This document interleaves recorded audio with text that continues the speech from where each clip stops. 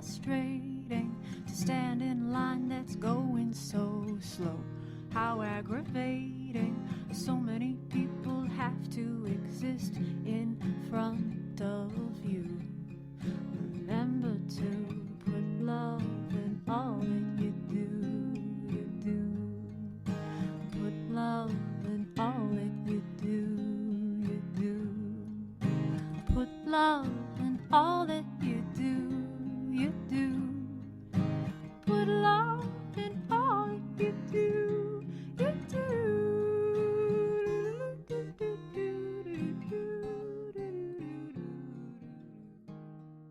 Yeah, okay, I started teaching at City College in 1961.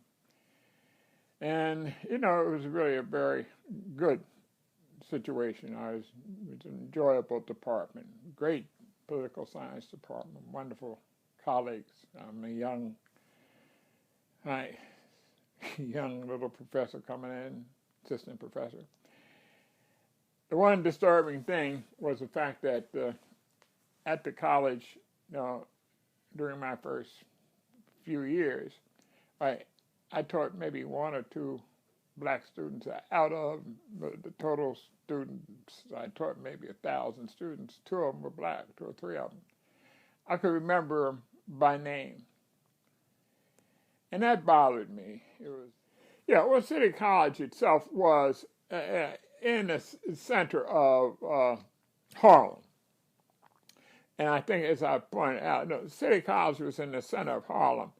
So it was basically a white enclave in the midst of a whole black population, and on the west side of a Hispanic population, Puerto Ricans, because that was Puerto Rican territory over there at the time. So, yes, it was, and black writers, and I talked about this, John Williams and Baldwin, James Baldwin, and John Williams, and even some other writers had always talked about this hill, this citadel on the hill, this place that was away from the community. And it was almost like a colony had been placed there, a white colony. And that really had to change. That's the way, historical things are. The contradiction was just too intense in the midst of the kind of revolution that was really taking place in the country in the whole civil rights realm. I'd grown up in a segregated Philadelphia school, elementary school. There were many impoverished kids. And in my class, we lost a lot of them to tuberculosis. They just plain died. I can't remember their names now. I don't want to. But they just died. One kid came to school just coughing blood one day. I remember Billy was his name. Just coughing blood. And they let him keep coming. He had TB. So these students, I was a middle-class kid, but the school was mainly, I think, poor kids. These kids, some of them who died, were smarter than I was. Well, these things were with me. Here I am, a young professor at City College. So I was disturbed, and I went to see an older black colleague of mine who was on the faculty, at the same faculty of political science at CCNY. His name was John Davis. He had been, along with Ken Clark, I don't remember which one came first. I think it was actually John Davis. He was one of the very first black professors in the City University and at City College. He had taught at Lincoln. He actually knew my uncle from Lincoln. My uncle was a great basketball star at Lincoln. He knew my uncle. And I went to him and asked him, what I should do. I said, I want to do something about this situation, maybe set up some kind of a program that would bring African-American students into the college. So I ran by the idea past him. And John was a great man. He said, well, why don't you just go ahead and take it to the president? I was a little scared. The president's name was Bill Gallagher. He had been the president of Talladega and the much praised president of Talladega College and in the South. And he'd come to City College, which was a pioneer in education, to become an urban educator.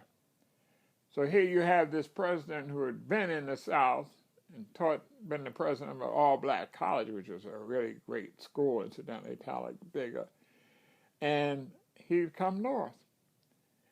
But he's the president of an all-white school. He was liberal. I went to him, over to his home, actually. Now, his office was his home right there. He had tea, and I think his wife brought something in there, some kind of little cookies or whatever, So, and he asked me, what was it about? And I told him what my idea was to set up some kind of a program to bring African-American students into the college one way or another. He said to me that was a very good idea. So he said, well, you go ahead, write it up, and then take it to the dean, and we'll go from there, because it's a chain of command. So that's what I did. I wrote up the program and took it to Dean Froden, and Dean Froden then presented it to the faculty council, faculty senate there. The faculty senate, debated the program, brought up questions of standards in particular, and standards because they didn't want the reputation of the school to drop.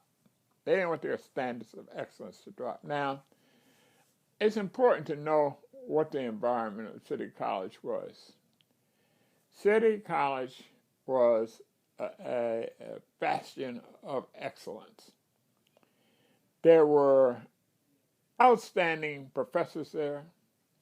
The alumni from this tuition-free City College had gone on to great distinguished careers. Dan Ballard, Harvard, just historians, Salk, you name them. They had Nobel Prize from CCNY. And justly so, they didn't want that reputation to change, be sullied. But here they were in the middle of Harlem. And as I said, and it was the time of the Civil Rights era. So this program that I, basically wrote up found a hospitable kind of reception on the part of the faculty. But with this hesitation, because about standards and about not letting those standards go down. From the very outset at that faculty meeting, right, which I was told to be quiet at, I said quiet. There was well, what about this? What about that? Now let me say again that these professors were tops in their field. CCNY excelled. Great scholars all around that place, great physicists, great mathematicians, etc. So in any case, it passed.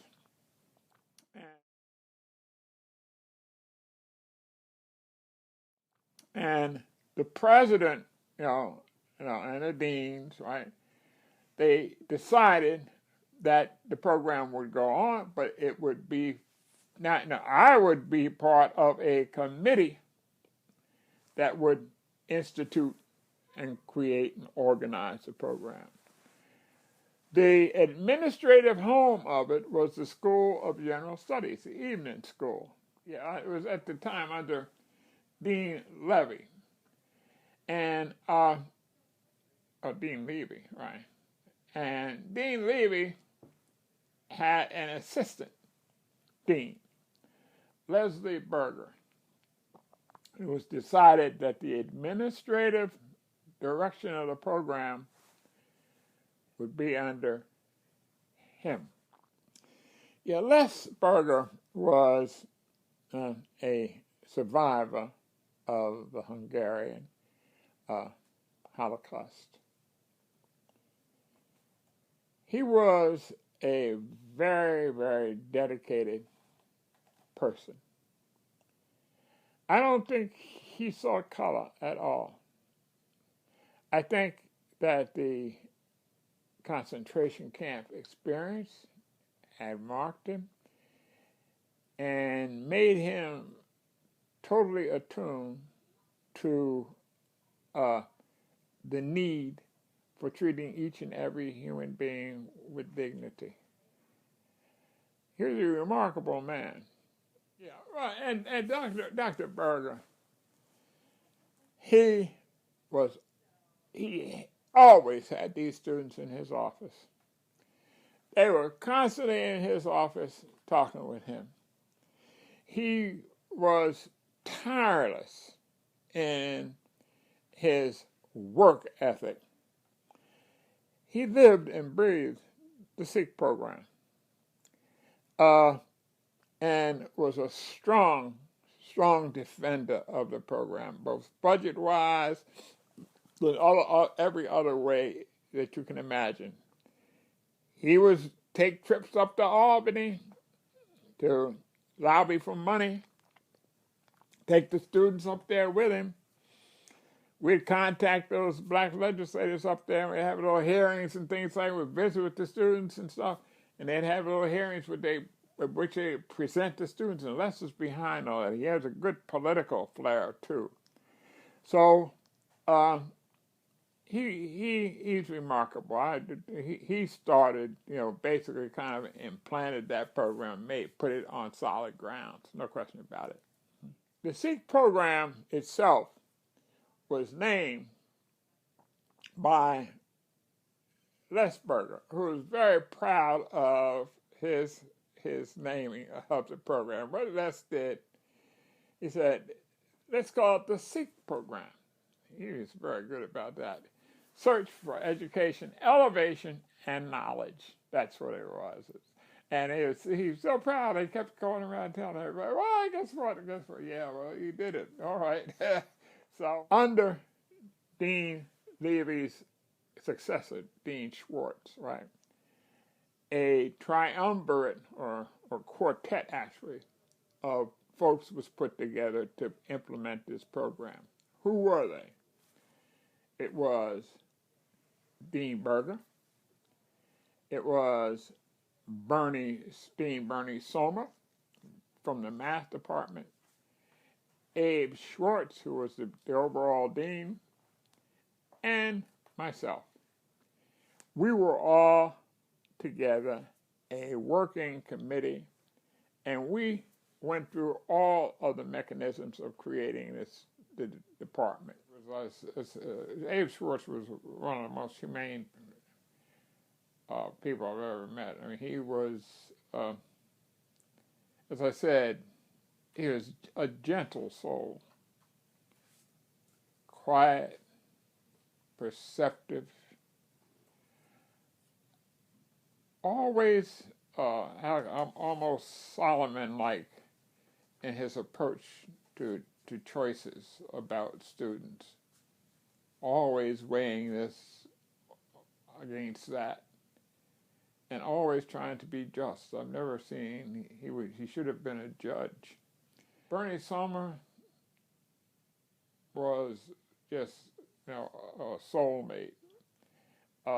Bernie was always there, always supportive of the program, went out of his way to do whatever he had to do to see to it that the program was going to be a success. You know, don't everything you want to have this done, that done. Forget it. Bernie would take care of it. So, as I said, we all worked together very well, and I can't ever remember a moment of discord amongst Bernie or Abe Schwartz or Leslie Berger. We just worked together as a team. This kind of thing, but basically, we wanted to break loose from the traditional standards. Okay, we wanted to break loose from them. Basically, the program was situated around Harlem. In other words, it was the Upper West Side, including Harlem. That's where the pool from which we took students. We had relationships with the high schools in those areas. We got recommendations from the high school counselors. We had written statements from the students. And we then chose what students we were going to interview. Because we didn't interview everybody. But then we interviewed students. And out of all these students, none of whom had a grade point average that would have gotten them into City College in the first place, we selected the first class of incoming, what we called pre-bac students. It's very obvious. We didn't believe, less even more so than me. Let me put it this way. In terms of standards and SAT scores and things of this sort, we did not basically believe that the SAT measured all of the potential of a kid. But we felt that let's see how that student performed in the high school relative to their peers, and how will we get an upward trajectory. Now, Les was prepared to go further down than I was. I was more of a, how can I put it? I was more academically kind of oriented. He was a psychologist, okay? And I'm more of a political scientist. And so I'm more about the classroom, and he's more about the whole body of the mind of the student. And I'm about this. So, and I had taught. I had, at a certain level, if a C student is a C student, if a C student is a C student, he's going to be a C student forever. Right? I want to see, right, that there's been some movement on the part of that. So you go way down at a certain point, right, you're going to find, sparkles down in there. But basically, I want some kind of level of competence. I want some kind of level of assurance that somewhere along the way you have sat down and you have started looking at a book and reading the book all the way through and doing all the homework and doing all those things. I want to see. And I want to see somewhere that you sparkled, right? And we would often argue about when we were sitting down going over student records. He would be on one side, and I would be on the other. Me and Bernie would be on the other side, Bernie Sommer, because Les was prepared to take more of a risk, academic risk, on a student than I was, and I think than Bernie was. I'd be teaching a class in Soviet politics, and I was, I'm a specialist in Soviet politics, right? And I have kids come into that classroom who had read the works of Trotsky back and forth and will argue with me about Trotsky and Stalinism, right? And have me on my heels a little bit. Okay? I mean, this is a level of work at City College. So these students were going to be tossed into that kind of competition. And I wanted to have some sense in my mind that they could succeed. So you had to see somewhere that they're willing to learn, willing to study, right? And that somewhere along you can see, boom, some spark in them. Right? Yeah. So we set about working on these guidelines. I had set up the basic guidelines in my proposal itself that the faculty senate had approved. We just set about implementing everything. How do we do it? Right? We jointly decided. We were not only we were an intake committee, we were also a personnel committee.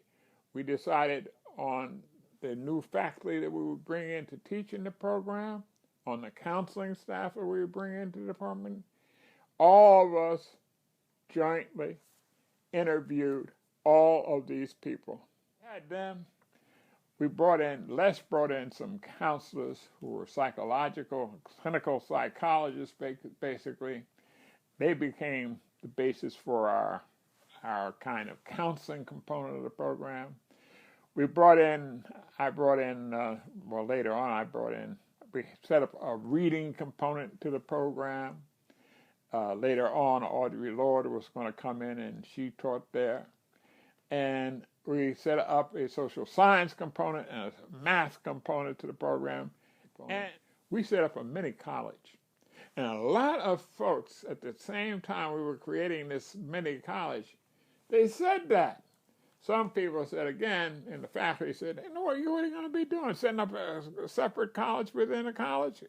It's always funny how you have these tensions between integration and segregation. Yeah, you got to segregate in order to get the kids ready, because our aim was to take students who are not qualified under traditional standards for city college, bring them into the college, right? Put them through a lower paced program, a program where they basically would not go into be thrown immediately into the actual school curriculum, but would gradually be merged into the general academic population after they had been prepared at a certain level to enter those regular classrooms.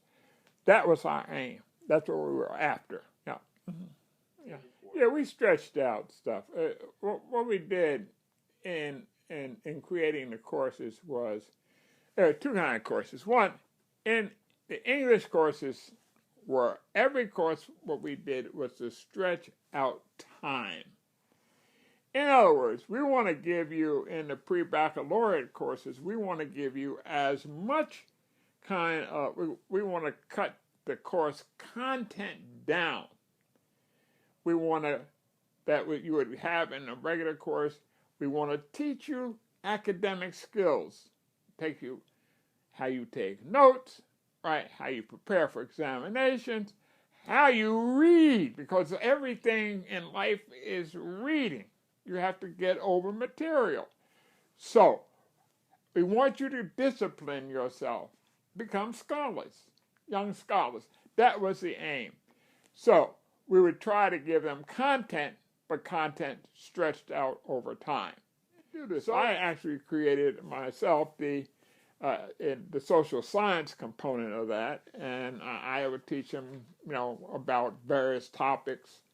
My specialty was Russian politics, and I would teach them, give them short mini courses on the Soviet Union or on Karl Marx or various other kinds of things.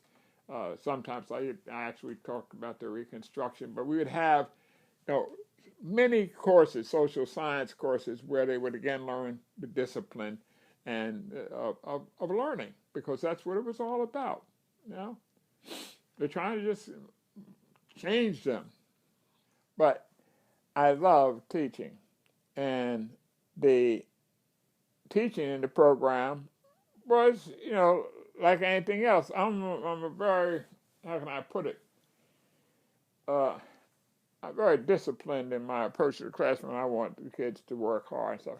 I think the kids enjoyed my classes. I would, as I said, I would have many courses on the history of the Soviet Union, or on a mini course on the Reconstruction period, or a mini course on, I break the course down into 3 segments, really, right? And we just go over. I'd lecture the way the way I would actually lecture in a regular course.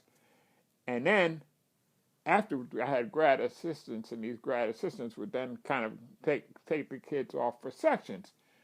And they were supposed to talk about, ask the students what notes they had taken, what the professor say, etc., etc. Did they understand Marx, and did they understand Leninism, and did they understand the transition from, that's what I wanted to know. Some credit, I think we had some credit. I just don't remember. But I know it was a point of contention. On the students' part, it was because they needed some incentive that they were progressing. On our part, it was on the college's part, they don't want to give credit for, remedial work. And that's still a problem today. I mean, that hasn't changed over 95 years or whatever. We tried. It's amazing. The students began to love the whole fact of being in school. And they began to see and to be self-motivated and to see the ways in which the traditional curriculum, traditional course offerings could be used to enrich their lives, and to see that everything didn't always have to be about their own lives. In other words, that, of course, in Greek history can give you, is enjoyable in and of itself, in addition to being something that's a body of knowledge that's going to give you a certain context to look at your own experience in. But there's a joy in learning about Greek civilization in and of itself. It doesn't have to be African American history. So the students did see, after a while you see this, how can I say it, like this joy of learning coming into them. Yeah. Yeah, particularly in writing. The writing was, as I frequently said, the writing was the key to the SEEK program. The writing program was the essence of it. Let me say this. Ed Volpe, over in the English department, said, hey, I got 2 great English teachers for you. This is before Minor Shaughnessy came in. So I got 2 great graduate students here who are going to do fine over your, would be just the folks you're looking at for. One of them was Tony Cade, right? Tony Cade Bombara later on, and the other was Addison Gale. They were both getting their masters, had just received their master's degree in English from the City College, and they were excellent. Tony, young, vital, radical.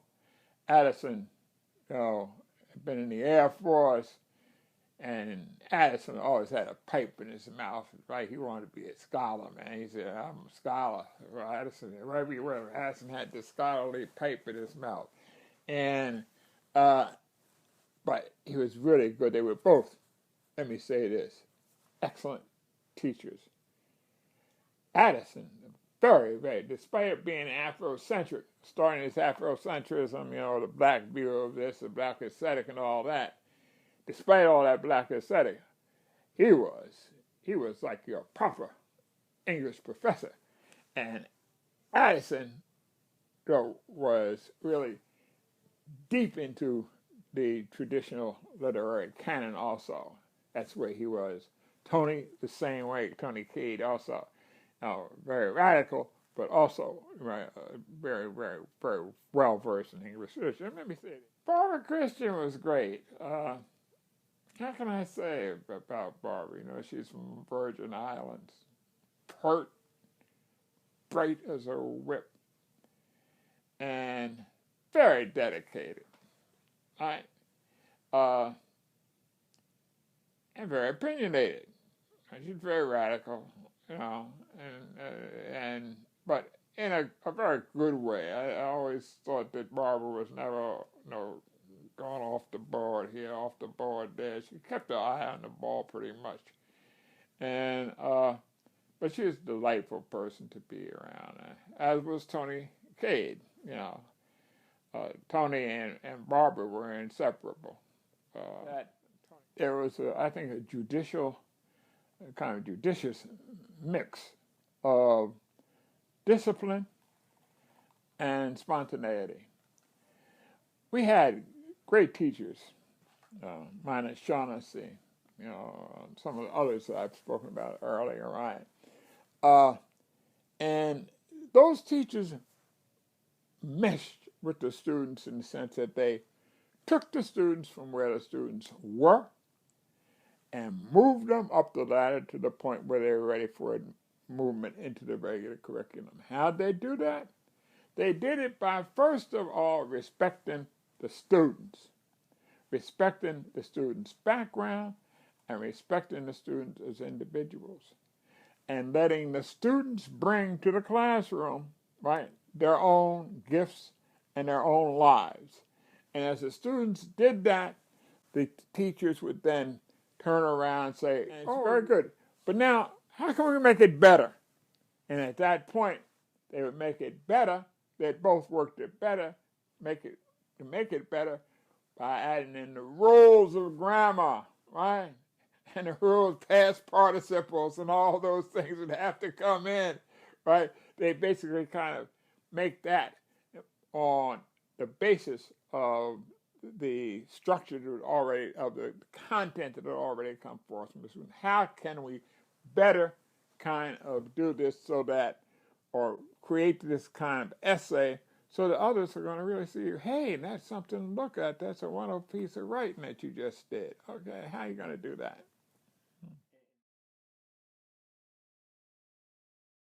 We had, well, one of the students who's obviously will ever stay in my mind is Luis Rivera.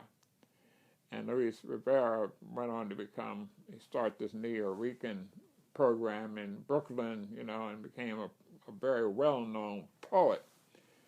And Luis was always arguing with me. That's what Luis was always doing. He'd love to argue with me about this, about that. He was older student. And whatever my views were on something, he'd like to come into my office, I'm busy as I could be, and argue with me about this, argue with me politically about this and that. But Luis was like that to the end of his life, because I talked to him maybe before he died on the phone, and he wanted to argue with me about some politics. This is 5 years ago or something like that. He's on the phone, he wants to argue with me. So, you know, we had Sekou Sundiata, which is really Robert Feaster. He was one of the students there, and he was a basketball player. And I think he was a nice kid. I mean, he was really nice. I liked him a lot. But he was very creative. Oh, he was creative, smart as a whip. As was Luis Rivera. You know, I think Luis was loved by the English teachers. Very creative and stuff like that. And they saw him. But he was also, again, very radical. You know, Luis was really, you know, deep into all these protests and kind of things. But respectful. Let me put it that way. Respectful. All the time. Never less than being a gentleman. And so he always had an angle, but he was became a very accomplished poet and spoken word, as did Feaster, because Feaster, Sekou Sundiata, right? He and Rivera were really tight together all the time, right? And I guess they just kind of fed each other intellectually the way they were. And then there was Iris Morales, a wonderful young woman, bright and smart. She was one of the smartest students in that class. I mean, she really performed. She was Puerto Rican. She performed from the get-go. I mean, she just soared, and that's the way she was. Some of the other students, Marvina White was a wonderful, good student. She went on to teach writing at Princeton, and I think finally at Stanford. And then we had Francie Covington. Francie was kind of the light of the program. She was just full of life, wonderful young woman, vital, and mind. You could always see her mind working well. These students really brought joy to all of us, the students themselves, right? And as we could see them progressing, and as we could see how they were beginning to take advantages of all the great books and things that were around them, and all the great kind of teachers that were around them, how this brought a joy to us, and kind of reinforced our belief that we were doing the right thing, and in doing the program. Mm-hmm. Mm-hmm.